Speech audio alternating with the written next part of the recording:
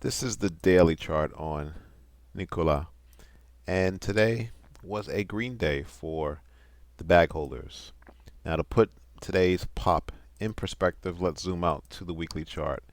And I realize there's so many lines on this chart, but they represent support slash resistance. At the 51-cent level, you have support. At the 81-cent level, you have support. This is a resistance resistance band. This is resistance at $1.50. This is a support resistance band, and so forth. Now, before we continue with the analysis and see where price might be heading next, let's figure out why price popped today. So Nikola shares were bouncing back after more than 10% drop the previous day. There's reasons for that. Nikola stock dropped yesterday after founder and former CEO Trevor Moulton received a 4-year prison sentence for defrauding investors in the startup electric and hydrogen fuel cell truck maker. Now, Moulton was convicted last fall on 2 counts of wire fraud and 1 count of securities fraud. He's the founder. He founded the company in 2015 but stepped down as CEO and left the company in September 2020. That was about 3 months after the company went public through a SPAC and made Moulton a billionaire on paper.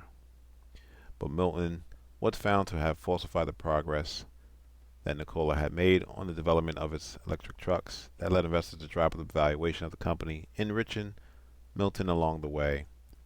Investors today seem to be realizing that Moulton isn't part of the company anymore and in fact has been at odds with current management for months. While the stock dropped on the news of his sentence yesterday, the company itself is making progress on its business plan.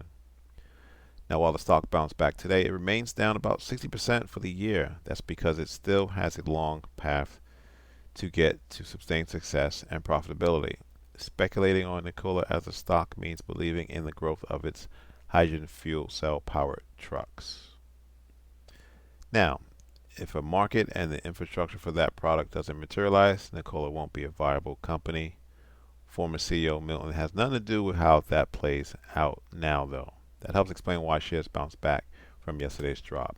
So, this was like a dark cloud hanging over the company, and so it's sunny skies for now, as this dark cloud is no longer associated with the company itself. Now, let's go back to the charts. And it appears that the lows are in. Now, that low could be at 70 cents, that low could be at 51 cents, but the lows are in, meaning when I scroll out to the monthly chart, we are in this accumulation phase, right? You got to remember where price once was. We're talking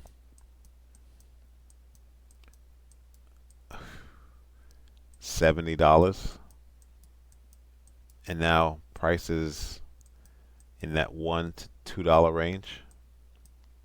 So again, you're at the bottoms. You potentially have the makings of a double bottom, which is bullish. This is the monthly chart, and those type of bullish patterns are huge because it doesn't get any higher than the monthly chart. Now, scrolling back down to the weekly chart, this is your 13 and your 26 simple weekly moving average. You can see that they were pointing down. However, they have plateaued, again indicating that the bottoms are in. Going to the daily chart, what we really need to see is price get above the 200-day moving average. So if I just kind of forecast where that 200-day moving average might be in the future, in the first quarter, you're looking at maybe $1 to $1.10. And if price can get above that 200-day moving average, it would signify that price potentially is in a secular bull market. From a support resistance level, price has to now contend with this band at the 98-cent level. However, you get closes above that, look for your next target to be the $1.50, again resistance level, and then so forth, and then so forth. Now, I do think that price will move higher because, again, it kind of goes back to the Fed. Interest rates have peaked. Next year, they're going to start going down. The cost of capital is going to go down. That's going to benefit all these EV startups, including Nikola. Thanks for watching. Subscribe. Please like the video.